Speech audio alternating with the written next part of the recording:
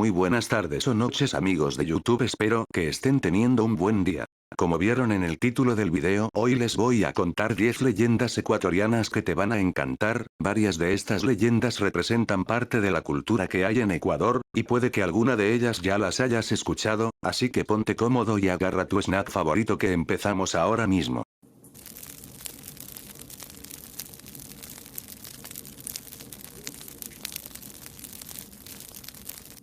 Hace muchos años en Quito, los padres franciscanos le encargaron a un indígena de nombre Francisco Cantuña, la construcción de la iglesia San Francisco. La paga era considerable, pero debía culminar la construcción en un plazo de 6 meses o caso contrario no le pagarían nada. Pasó el tiempo y Cantuña se dio cuenta que el plazo llegaba a su fin y la obra no estaba terminada. Sin embargo, en medio de su desesperación, el diablo se le apareció. El demonio le ofreció terminar la construcción antes del amanecer, pero a cambio se llevaría el alma de Cantuña. Sin más opción, Cantuña aceptó el trato y inmediatamente el diablo mandó a sus ayudantes a terminar la construcción. Cantuña se dio cuenta de la rapidez con la que trabajaban, por lo que parecía que su alma estaba condenada al infierno. Sin embargo, no fue así. La obra fue terminada antes del amanecer, por lo que el diablo se dirigió a cobrar su parte del trato, pero el indígena le respondió: el trato ha sido incumplido. Resulta que cuando los ayudantes estaban distraídos, Cantuña retiró la última piedra de la iglesia y la escondió. Lucifer, asombrado y humillado, se refugió en los infiernos al ver cómo un simple mortal lo había engañado, y fue así como Cantuña salvó su alma y logró completar la obra. Actualmente, si visitas la iglesia San Francisco en Quito, notarás que hace falta una piedra en la construcción, misma con la que se dice que el indígena salvó su alma.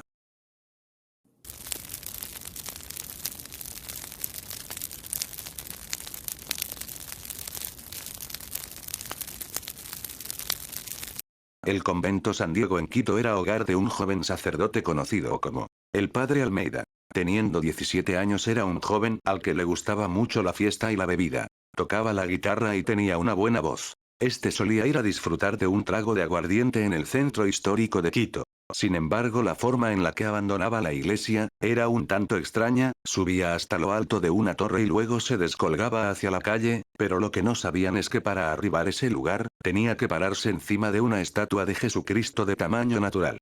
Una de esas tantas noches en las que planeaba salir para ir a tomar, se posó encima del brazo de Cristo y cuando estaba a punto de irse escuchó una voz que decía: ¿hasta cuándo, Padre Almeida? El padre, pensando que solo era producto de su imaginación, respondió: hasta la vuelta, señor. Luego de decir eso se dirigió hacia la cantina y no salió de ahí hasta que estuvo completamente borracho. El padre iba dando tumbos por la calle, hasta que chocó con unos hombres que llevaban un ataúd hacia el cementerio. El ataúd cayó en media calle provocando que éste se abriera. El padre Almeida no podía creer lo que sus ojos veían. La persona que estaba dentro del ataúd era él mismo. Fue así como recuperó la sobriedad y cuando regresó a la iglesia, le juró al Cristo de la Torre que nunca volvería a probar una gota de vino, cambiando su vida para siempre. Desde aquel día la gente afirma que el rostro de dicha estatua de Cristo cambió completamente, y se puede ver en él una sonrisa de satisfacción, pues uno de sus pastores volvió a él.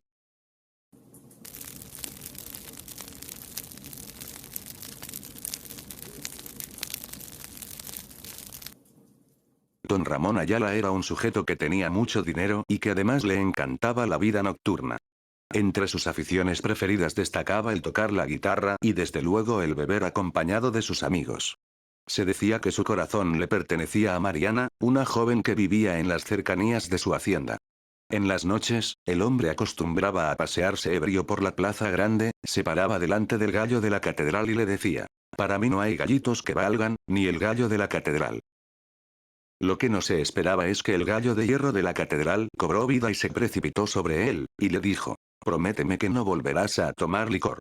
El hombre, muy asustado, le juró que no volvería a tomar nunca más. Además, el gallo también dijo: no vuelvas a insultarme, y después de eso el gallo volvió a la torre. Desde entonces Ramón Ayala fue un hombre más considerado y no volvió a tomar más.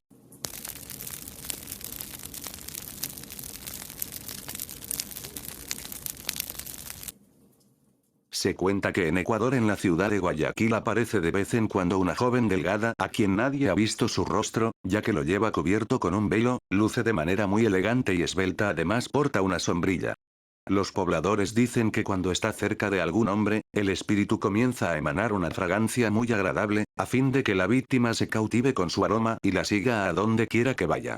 La persona seducida por el perfume la sigue sin saber a dónde se dirige.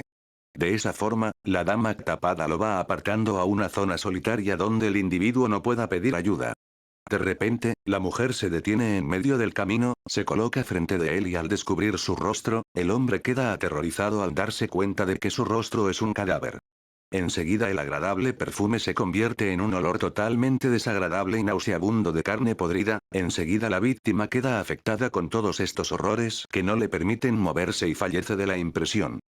Pocos son los que han logrado sobrevivir continuando su vida de manera normal, superando el encuentro con este ser macabro y se ha quedado en su memoria para poder contar su historia. Pero otros que huyeron no corrieron con la misma suerte, su salud mental se vio afectada, teniendo que ser hospitalizados para superar el trauma que les había provocado este encuentro con el espectro. Se cree que el espectro es el alma de una chiquilla que tuvo que dedicarse a la prostitución y fue asesinada por uno de sus clientes. Por este motivo su espíritu busca venganza, en las noches solitarias de Guayaquil.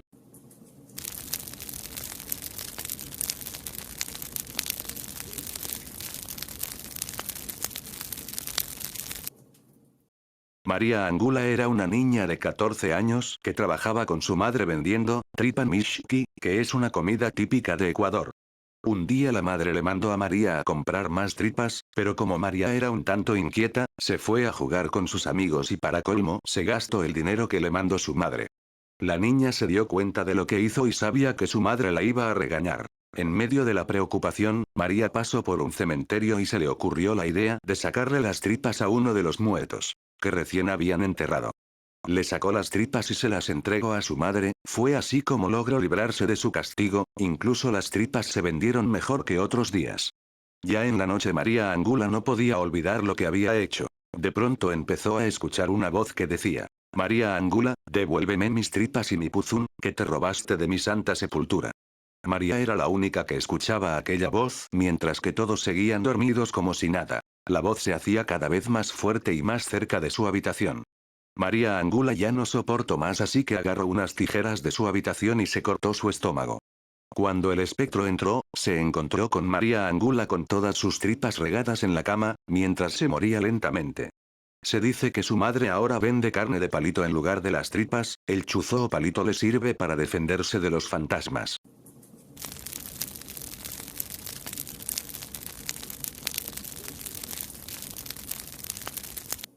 El Guaguaauca es un demonio creado por el alma de un niño que nació y murió sin llegar a ser bautizado.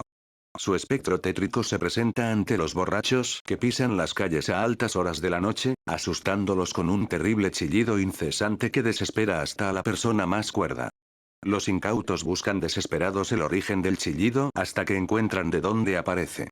Lo primero que ven es una escena triste, un pobre niño recién nacido que debe haber sido abandonado por su madre y que lo ha envuelto en una manta a ver si alguien se hace cargo de él. Los borrachos, en una muestra de compasión, lo recogen para cuidarlo. Horas más tarde se dan cuenta del error que han cometido, viendo cómo el bebé cambia totalmente, y el supuesto niño se convierte en un demonio, protagonista de su peor pesadilla.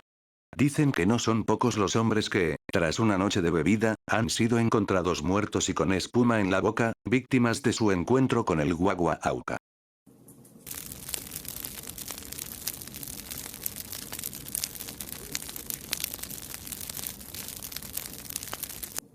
Los cañarís eran una etnia que vivía en las actuales provincias de Azua y de Cañar.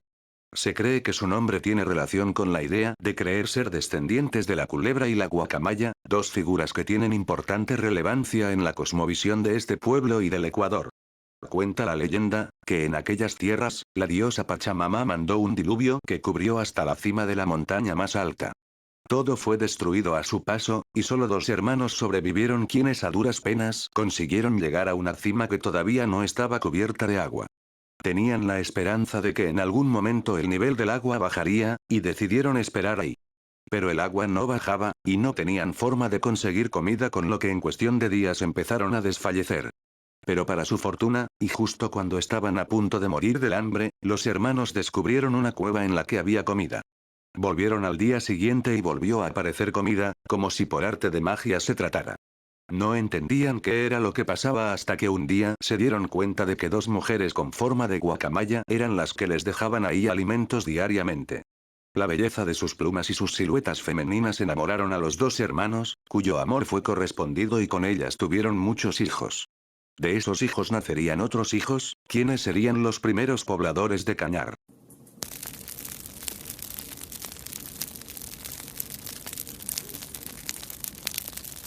Hace muchísimos años, en lo más profundo de la selva ecuatoriana, existía un sapo muy especial llamado Cuartán.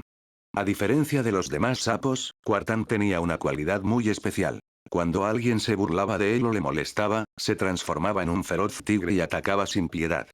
Aquella leyenda era conocida por casi todos los lugareños de las zonas cercanas, especialmente por los ancianos que vivían próximos al Amazonas. A veces, en la tranquilidad de la noche, se escuchaban unos cantos peculiares que decían: Cuartantan, Cuartantan, y así fue como el sapo adquirió su nombre, que no cambió ya desde entonces. Un joven llamado Talu, de la tribu Shuar, decidió salir a cazar una noche. Antes de partir, su madre le contó la temible historia de Cuartán, que habitaba en la selva, y le pidió que no se burlara de él.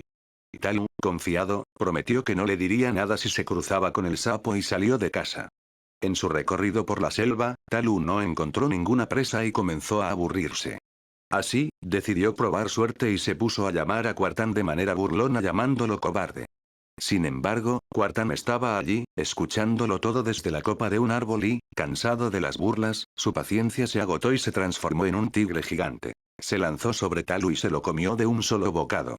La madre de Talu esperaba en casa preocupada por su tardanza, por lo que pronto salió en su búsqueda y siguió las huellas de su hijo hasta llegar a un claro en la jungla, donde desaparecían de pronto misteriosamente. En ese momento, la madre de Talu escuchó un ruido proveniente de las alturas y miró hacia arriba, donde asombrada encontró a Cuartán, el sapo gigantesco, durmiendo en una rama de un árbol y con la barriga muy llena. La valiente mujer decidió enfrentarse al sapo Cuartán y, armada con un hacha, taló el árbol donde reposaba el sapo, quien ni siquiera se dio cuenta de su presencia, de tan profundo que era su sueño. Cuando el árbol cayó, el sapo fue catapultado al suelo, donde se golpeó la panza, haciendo que Talu saliera disparado de su boca, y, tras escupirle a Talu, Cuartán se desinfló y volvió a su forma pequeña. Cuartán desapareció entre los árboles. Talu, agradecido por haber sido salvado, pidió perdón a su madre y prometió nunca más burlarse de nadie, viviendo el resto de su vida siendo amable y respetuoso con todos los demás.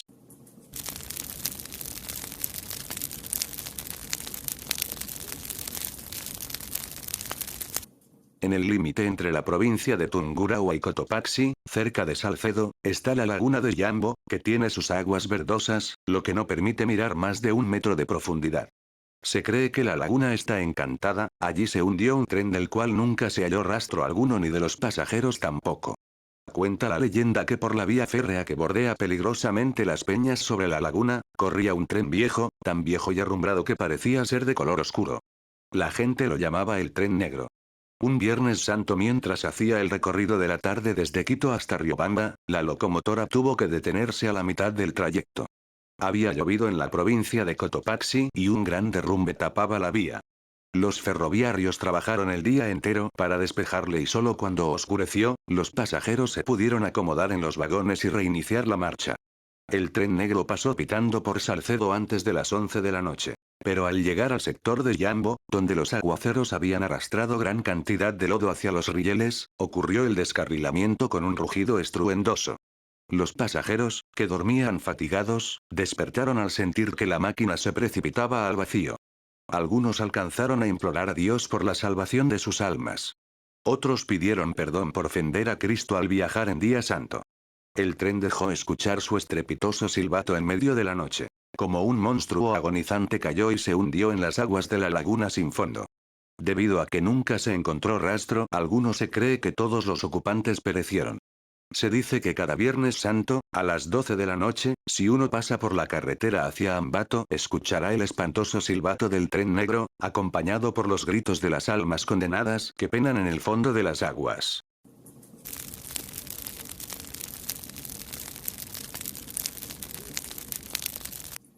En Esmeraldas, vaga un alma en pena que se desplaza durante las noches en las aguas de los ríos, dejando espanto a las personas que se cruzan en su camino. Este ser es conocido como el Ribiel. Viaja en una canoa en forma de ataúd, lleva una cruz que usa como remo y una lámpara de luz muy bajita que va en la proa de la extraña embarcación. Al Ribiel le gusta asustar a sus víctimas y se acerca sigilosamente a ellas haciéndolas caer al agua donde se sumerge con ellas con la intención de ahogarlas. Todos estos males se celebran con risas maliciosas. Los trasnochadores, para evitar que se les acerque el Ribiel, llevan en sus canoas una atarraya, anzuelos, arpones y otras herramientas de las faenas de la pesca, para usarlas como amuletos para repeler la maléfica y tenebrosa visión. Bueno amigos, eso ha sido todo por hoy, espero que les haya gustado estas leyendas que les traje hoy. Si es así, puedes dar like y compartir el video, para que así más personas se animen a conocer estas magníficas leyendas. Aún quedan más leyendas de Ecuador, pero esas las narraré en otra ocasión. Yo soy Droid y sin más que decir les digo adiós.